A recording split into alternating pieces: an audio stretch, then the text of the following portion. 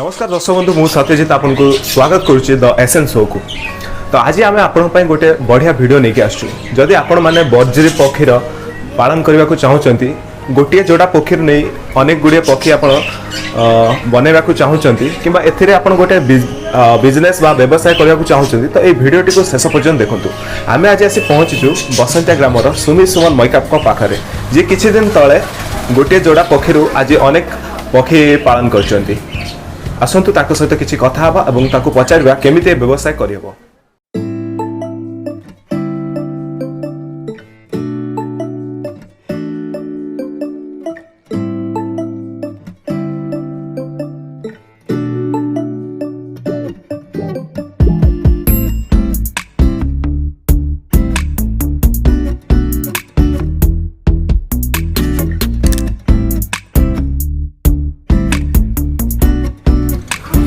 नमस्कार दर्शक बंधु मु सत्यजित आपन को द एसेंस शो को स्वागत करुच्ची। आज आम सहित अच्छा बसंतिया ग्रामर सुमित सुमन मैकाप जी के आज आमको कहे कि बज्री पक्षी को केमिति पालन करा जाए आउ एथिरे आपण केमिति बिजनेस गोटे करि परिबे आउ किछि पैसा रोजगार करि परिबे बज्री पक्षी पालन करी आउ तार बिक्री करी से दीर्घ दिन हैला बज्री पक्षीर पालन करचंती एवं केमिति गोटे सुपरिचालना करि हबो ता ऊपर आज से आमको किछि कहिबे। नमस्कार आपन को द एसेंस शो को स्वागत करुच्ची। तो आपण केबे ई बिजनेस टा स्टार्ट कले? निहाती तो बज्री पक्षी मु आनी वर्ष तले जी कि मु आनी 5 पेयर से हेले 10टा मोर 7टा मरी जाइथिले 7टी चढ़ी मरी जाइथिले आउथिले 3टी मुझे भाविली मतलब किसी आइडिया नाला कि बज्री पक्षी केमी रखा एमती खाली गोटे शौक पर रखुली बज्री पक्षी सेमती किसी मोर नाला आइडिया किसी बज्री पक्षी कौन पर मरुंत कौन रोग कौन सिम्पटम आसूसी मुझे जानी नी से तो मुझे भाविली कौन करा जाय पारिबो जाकि परामर्श नेली सब जो मैंने बज्री पक्षी रखी तो तापर मु आनी आउ 7टी आनिकी 10टी रखिली 10टी रखिला तापर खाइबा आउ जो पानी को सब मु सफा सुतरा कैच को रखिली जो फल कि मैंने से 10टी पेयर मत बड़े आगु को मैंने 20 पर्यंत छुआ कर पारा जोटा कि मुझे जानिली कि यहाँ मुझे गोटे शौक हिसाब से जेहेतु यूज कर ब्रीडिंग को एत मैंने ध्यान दौनी जेहेतु सी मेल फीमेल रोचंती तो से जहाँ भी छुआ फुटेवा को पड़ुची मत जदि जदि जने बज्री पक्षी को नहीं कुछ व्यवसाय करने चाहे तो यहाँ केते लाभदायक हेबो? निश्चित बज्री पक्षी की चाहिए आप गोटे बहुत बड़ बिजनेस भी करें आप निहाती कम पेयर 10 पेयर रखिकी भी आप बहुत अधिक टंका रोजगार करेंगे कि ना ये बहुत कम टंका आपण अधिक लाभ भी करेंगे बज्री पक्षी जमी किसी बिजनेस पक्षी बिजनेस अच्छी कि किसी लोक पक्षी किणी दिखती किंतु किसी सीजन अनुसार पक्षी गुड़िक मरी जाती कि किसी रोग आसे सब पक्षी को मारी दिए तो एमती किसी आप फेस करते कि बज्री पक्षी को पालन करने समय?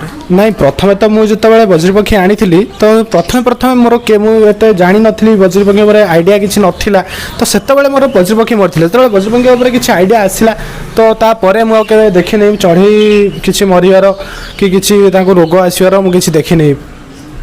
तो की रोग आसे सेटा कहि परिबे किछ नहीं तांकर खाइबारे टिके एपट सेपट हेले जोटा कि से झाड़ा हुंती पानिया झाड़ा हे कि से माने किछि खरा दिन रे आ खरा गरम सही पारंतनी कि अधिक ठंडा हेले मध्ये अधिक ठंडाटा को सही पारन जोत पे कि से मरि जांती।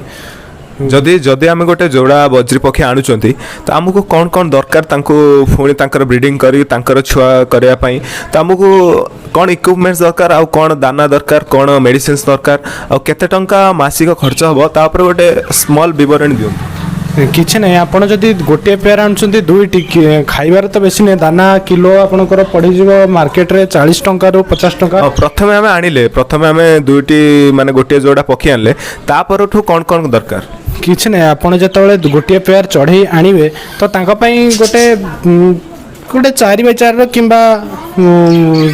3x4 गोटे केज करेंगे जोटा कि सब नीट एंड क्लीन रोथो आउर खाइबा को किसी ना कंगनी दाना जोटा को आप कहते मार्केट तार रेट तो सब भेरिएट थाए तो केतबेले 40 टंका थाए तो केतबेले 50 टंका तो आउ केतबेले 60 टंका 70 टंका थाए ତ ତାର ଦାନା ଉପରେ ଡିପେଣ୍ଡ କରେ କି ତାର ଦୁଇଟି ଦାନା ଆସେ, ଗୋଟେ ମୋଟା ଆଉ ଗୋଟେ ସରୁର ବି ଆସେ।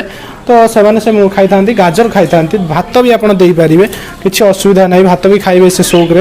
ଆଉ ସବୁଦିନ ସକାଳୁ ସେ ତୁଳସୀ ପତ୍ର ଦେଲେ ବି ଆହୁରି ଭଲ। ତୁଳସୀ ପତ୍ର ସେମାନେ ବହୁତ ସଉକରେ ଖାଆନ୍ତି, ଖୁସିରେ ଖାଆନ୍ତି। ଆଉ ତ କହିବାକୁ ଗଲେ ଗ୍ରୀନ୍ ଫୁଡ୍ସ ବି ସେମାନେ କିଛି ଖାଆନ୍ତି। ମାସିକ ପ୍ରାୟ ଆନୁମାନିକ କେତେ ଟଙ୍କା ଖର୍ଚ୍ଚ ହେବ ଯଦି ଆମେ ଗୋଟିଏ ଯୋଡ଼ା ପକ୍ଷୀ ପାଳୁଛନ୍ତି? ଗୋଟିଏ ଯୋଡ଼ା ପକ୍ଷୀରେ ବିଶେଷ ନୁହେଁ, ଆପଣ 100 ରୁ 150 ଟଙ୍କା ଭିତରେ ଦାନା ଖର୍ଚ୍ଚ ହେବ। ଆଉ ତ ଏମିତି ସେଇଟା ମାସକୁ 100 ଟଙ୍କା? ହଁ, ମାସକୁ 100 ଟଙ୍କା ହେଲେ ବହୁତ, ଗୋଟିଏ ପେୟାରର। ତ ଆପଣ ଦାନା ବିକ୍ରି କରୁଛନ୍ତି କି? ନାଇଁ, ଦାନା ତ ଆମର ବିକ୍ରି ହେଉନାହିଁ। ତ ମାର୍କେଟରେ ସବୁ ଦାନାଟା ବହୁତ ମାନେ କ'ଣ ବିଭିନ୍ନ ଟାଇମ୍ରେ ବିଭିନ୍ନ ରେଟ୍ ଥାଏ। ତେଣୁ ଦାନା ଆଣିକି ରଖିବାଟା ତ ଠିକ୍ ହେବନି ନା, କେତେବେଳେ ରେଟ୍ ଭେରି ହେଇଯିବ ତ କେତେବେଳେ ରେଟ୍ ଖସି ଯାଉଛି। ଏ ଦାନା କେଉଁଠି ସବୁଠି ମିଳିଯିବ? ଯଦି କେହି ରଖିବାକୁ ଚାହୁଁଛନ୍ତି ଗ୍ରାମାଞ୍ଚଳ ହେଉ କିମ୍ବା ସହରାଞ୍ଚଳ, ତାଙ୍କୁ ଦାନା ସବୁଆଡ଼େ ମିଳିଯିବ? ହଁ, କିଛି ନାହିଁ, ଯେଉଁ ଚଢ଼େଇ ଦୋକାନ ହେଉ କିମ୍ବା ଗୋଖାଦ୍ୟ ଦୋକାନ ହେଉ, ଯେଉଁଠି ପଶୁପତିଙ୍କର ଜିନିଷ ସବୁ ଯେଉଁଠି ମିଳୁଛି ସେ ଦୋକାନରେ ଆପଣଙ୍କୁ ଖୁସିରେ କଙ୍ଗନି ଦାନା ଯେଉଁଟା କହିବେ ଆପଣ, କଙ୍ଗନି ଦାନା ଆପଣଙ୍କୁ ମିଳିଯିବ। ମାନେ ସେଇ ଦାନାଟି ସବୁ ପକ୍ଷୀ ଖାଆନ୍ତି ନା କେବଳ ବଜ୍ରି ପକ୍ଷୀଙ୍କ ପାଇଁ? ନାଇଁ, ସବୁ ପକ୍ଷୀ ଖାଇବାକୁ ଗଲେ ଆପଣ ଯେତିକି ବଜ୍ରି ଖାଆନ୍ତି, ଆପଣ ବେଙ୍ଗଲ ସ୍ପିନ୍ ସବୁ ସିଏ ଖାଆନ୍ତି, ଆଉ କକାଟେଲ ବି ବଜ୍ରି ଖାଆନ୍ତି, ଏମିତି ସବୁ ବିଭିନ୍ନ ଚଢ଼େଇ ଅଛନ୍ତି ଯେଉଁ ଖାଆନ୍ତି କଙ୍ଗନି ଦାନାଟାକୁ। ସମସ୍ତଙ୍କର ଗୋଟେ କ୍ୱେଶ୍ଚିନ୍ ଥାଏ କି ବର୍ତ୍ତମାନ ସମର ସିଜନ୍ ଚାଲିଛି ତ ଖରାର ପ୍ରକୋପ ଅଧିକା ଅଛି, ତ ବର୍ତ୍ତମାନ ଏଇ ଯେଉଁ ପକ୍ଷୀ ପାଳନ ଷ୍ଟାର୍ଟ କରିବା ଠିକ୍ ରହିବ ନା କିଛି ଏମିତି ପରଫେକ୍ଟ ସିଜନ୍ ଅଛି ଯେବେଠୁ ଷ୍ଟାର୍ଟ କଲେ ପକ୍ଷୀମାନଙ୍କ ପାଳନ ଠିକ୍ ସେ? ନାଇଁ, ସେମିତି କିଛି ସିଜନ୍ ନଥାଏ କି ଆମେ ଏଇ ସିଜନ୍ରୁ ଆରମ୍ଭ କରିବୁ, ଖରା ସିଜନ୍ରେ ପକ୍ଷୀ ମରିଯାଉଛନ୍ତି ତ ଆମେ ଶୀତ ସିଜନ୍ରେ ଆରମ୍ଭ କରିବୁ, ସେମିତି କିଛି ନଥାଏ। ଆପଣଙ୍କ ଉପରେ ଡିପେଣ୍ଡ କରେ କି କେଉଁ ଟାଇପ୍ରେ ଆପଣ ରଖିପାରିବେ ଆଉ କେତେବେଳେ ଚଢ଼େଇକି କେମିତି ରଖିପାରିବେ। ତ ଆପଣଙ୍କ ଉପରେ ସେଇଟା ଡିପେଣ୍ଡ କରେ, କାହିଁକିନା ପକ୍ଷୀ ତ ଦେଖିଲେ ଆପଣ ବହୁତ ମାନେ ପାଣିକୁ ଯେତେ ଆପଣ ପାଣି ଦେବେ ତାଙ୍କୁ ପିଇବାକୁ, ପରିଷ୍କାର ରଖିବେ ତ ସେ ଠିକ୍ଠାକ୍ ସବୁ ରହିବେ। ତ ଆଉ କିଛି ଅସୁବିଧା ନାହିଁ ପକ୍ଷୀଙ୍କ ଉପରେ କି ଏଇ ସିଜନ୍ରେ ଆରମ୍ଭ କରିବା କି ନାହିଁ ଆର ସିଜନ୍ର, ସେମିତି କିଛି ଡିପେଣ୍ଡ କରେନି ଚଢ଼େଇଙ୍କ ଉପରେ। ଯେଉଁମାନେ ଏଇଟାକୁ ନେଇ ବିଜନେସ୍ କରିବାକୁ ଚାହୁଁଛନ୍ତି ତ କିଛି ଟିପ୍ସ କେମିତି ସେମାନେ ଗ୍ରୋ କରିପାରିବେ ଆଉ କେମିତି ସେ ସେଲ୍ କରିପାରିବେ, ତାଙ୍କୁ କେଉଁଠି ମାର୍କେଟ ମିଳିବ ଏକୁ ସେଲ୍ କରିବା ପାଇଁ, ଆଉ କେମିତି ସେ ଏଇଟା ଗୋଟେ ପ୍ରଫିଟେବୁଲ୍ କରିପାରିବେ? ସେମିତି କିଛି ନାହିଁ। ଆପଣ ଯଦି 10 ପେୟାର ରଖୁଛନ୍ତି, 20ଟି ଚଢ଼େଇ 10 ପେୟାର, ତ ଆପଣ ସେଥିପାଇଁ ତାଙ୍କ ପାଇଁ ବଡ଼ କେଜ୍ କରିବେ। ଆଉ ଡେସ୍କ୍ରିପସନ୍ରେ ବି ମୋ ନମ୍ବର ଅଛି, ସେଥିରେ କଣ୍ଟାକ୍ଟ କଲେ ମୁଁ ଆପଣଙ୍କୁ କ'ଣ ଅସୁବିଧା, କ'ଣ ସିମ୍ପଟମ୍ ଦେଖାହେଉଛି ଚଢ଼େଇଙ୍କର, କେମିତି ରଖିବେ। ତ ଦେଖନ୍ତୁ ଏଇ ଯେଉଁ ଆପଣ ଦେଖନ୍ତୁ ସେ ଯେଉଁ ସବୁ ମାଟି ହାଣ୍ଡି ଲାଗିଛି, ସେ ମାଟି ହାଣ୍ଡିରେ କେମିତି ସବୁ କଣା ହେଇଛି, ସେ କଣା ବାଟେ ସେମାନେ ସବୁ ପ୍ରବେଶ କରୁଛନ୍ତି। ତ ଯେତେବେଳେ ସେମାନେ ଅଣ୍ଡା ଦେବାକୁ ଯାଆନ୍ତି ତ ସେମାନେ ନିଜେ ନିଜେ ଖୋଜନ୍ତି କେଉଁଟା ତାଙ୍କ ପାଇଁ ସୁଇଟେବୁଲ୍ ହେବ କି କେଉଁଠି ସେମାନେ ଅଣ୍ଡା ଦେବେ, ତ ସେଇଟା ତାଙ୍କୁ ଠିକ୍ ଲାଗିବ, କେଉଁ ହାଣ୍ଡି ତାକୁ ଠିକ୍ ଲାଗିବ ସେଇଠି ସେମାନେ ସବୁ ଅଣ୍ଡା ଦେବେ।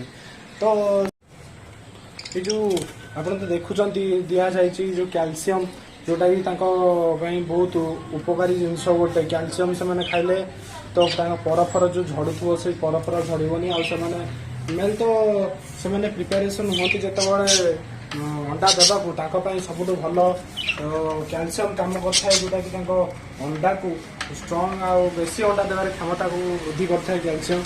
ତ ଦର୍ଶକମାନଙ୍କର ସବୁଠୁ ଗୋଟେ ବଡ଼ ଡାଉଟ୍ ଥାଏ ଯେଉଁମାନେ କି ପକ୍ଷୀ ପାଳନ କରିବାକୁ ଚାହୁଁଛନ୍ତି କି ତାପମାତ୍ରା ଯେଉଁ ଟାଇମ୍ରେ ଅଧିକା ଥାଏ, ମାନି ନିଅନ୍ତୁ କି ବର୍ତ୍ତମାନ ଖରା ଜୋରରେ ହେଉଛି ଆଉ ତାର ତାପମାତ୍ରା ଅଧିକ ରହିଛି, ଏହି ଟାଇମ୍ରେ ଆପଣ କିପରି ଭାବରେ ପକ୍ଷୀମାନଙ୍କର ଯତ୍ନ ନିଅନ୍ତି?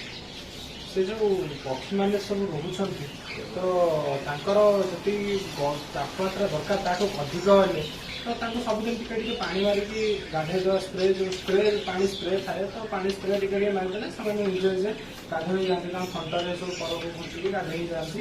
ସେମିତି କିଛି ଅସୁବିଧା ଦେଖାଯାଇଥାଏ ଗରମରୁ କି ପକ୍ଷୀ ମରିଯିବା କି ଆଉ କିଛି ଡିଜିଜ୍ ସେମିତି କିଛି ଦେଖାଯାଇ ନଥାଏ। ତ ତାଙ୍କୁ ଗାଧୋଇ ଦେଲେ ସେମାନେ ବହୁତ ଖୁସିରେ ଗାଧାନ୍ତି। ଆଉ ବେଶ ତ ପାଣି ପଡ଼ିଲେ ତାଙ୍କ ଦେହରେ ତାଙ୍କୁ ବହୁତ ଖୁସି ଲାଗେ ବୋଧେ, ସେମାନେ ସବୁ ବହୁତ ଶବ୍ଦ କରି ଗାଧାନ୍ତି। ଆଉ ପାଣି ତାଙ୍କ ପାଣି ଜାଗାରେ ଆପଣ ଯଦି ଘାସ କିମ୍ବା ଦୁବ ଟିକେ ପକାଇଦେବେ ତ ସେମାନେ ନିଜେ ନିଜେ ସେ ଦୁବକୁ ନେଇ ଦେହରେ ସିଝିକି ଗାଧାନ୍ତି। ସେମିତି କିଛି ଅସୁବିଧା ନଥାଏ ଗରମ ପାଇଁ। ତ ଆପଣ ଯଦି ଆମ ଦର୍ଶକମାନେ ଚାହାନ୍ତି ଆପଣଙ୍କ ପାଖରୁ କିଛି ବଜ୍ରି ପକ୍ଷୀ ନେଇ ସେଇଟା ଗୋଟେ ତାଙ୍କର ଗୋଟେ ବିଜନେସ୍ କିମ୍ବା କୌଣସି ଘରେ ରଖିବା ପାଇଁ ଚାହାନ୍ତି ତ ଆପଣ ତାଙ୍କୁ କ'ଣ ବଜ୍ରି ପକ୍ଷୀ ଯୋଗାଇ ପାରିବେ? ନିଶ୍ଚିତ ଭାବରେ ମୁଁ ଯଦି ମୋ ସହିତ ଯଦି କଣ୍ଟାକ୍ଟ କରନ୍ତି ତ ଆପଣଙ୍କର ଡିସ୍କ୍ରିପସନ୍ରେ ଅଛି ନମ୍ବର, ତ ଯଦି କଣ୍ଟାକ୍ଟ କରିବେ ତାଙ୍କୁ ନିଶ୍ଚିତ ଭାବରେ ମୁଁ ପକ୍ଷୀ ଯୋଗାଇ ପାରିବି। ସେମାନେ 2ଟି ପେୟାର କତରୁ ଆରମ୍ଭ କରି ଯେତୋଟି ପେୟାର ନେବେ ମୁଁ ତାଙ୍କୁ ଯୋଗାଇ ପାରିବି। ତାଙ୍କୁ ଆପଣ ଗୋଟେ ପ୍ରପର ଗାଇଡ୍ ଦେଇପାରିବେ କି ଆପଣ ଯଦି ଫୋନରେ ସେ କଣ୍ଟାକ୍ଟ କରନ୍ତି କିମ୍ବା ହ୍ୱାଟ୍ସଆପ୍ କରନ୍ତି ଆପଣ ଗୋଟେ ପ୍ରପର ଗାଇଡ୍ ଦେଇପାରିବେ କି ତାଙ୍କର କିଛି ପ୍ରୋବ୍ଲେମ ହେଲା ଆପଣ ତାଙ୍କୁ ଗୋଟେ ପ୍ରପର ଗାଇଡ୍ ମାନେ ଫ୍ରିରେ ଗୋଟେ ଗାଇଡ୍ ଦେଇପାରିବେ କି ଆମ ଭିଉଅର୍ସ ମାନଙ୍କୁ?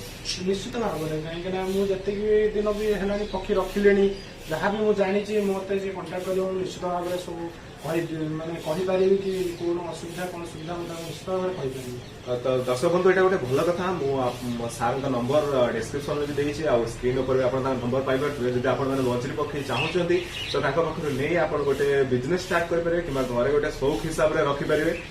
ତ ତାଙ୍କ ନମ୍ବର ଆପଣଙ୍କୁ ସ୍କ୍ରିନରେ ଦେଖାଉଥିବ ତାଙ୍କୁ କଲ୍ କରନ୍ତୁ କିମ୍ବା ହ୍ୱାଟ୍ସଆପ୍ କରନ୍ତୁ ସେ ଆପଣଙ୍କୁ ପ୍ରପର ଗାଇଡ୍ ଗୋଟେ ଫ୍ରିରେ ଦେବେ ଆଉ ଯାହା ବି ଆପଣଙ୍କ ପ୍ରୋବ୍ଲେମ ହେବ ତାଙ୍କର 1 ଇୟରର ଏକ୍ସପିରିଏନ୍ସରେ ସେ ଆପଣଙ୍କର ସବୁ ପ୍ରୋବ୍ଲେମକୁ ସଲ୍ଭ କରିବାକୁ ଚେଷ୍ଟା କରିବେ।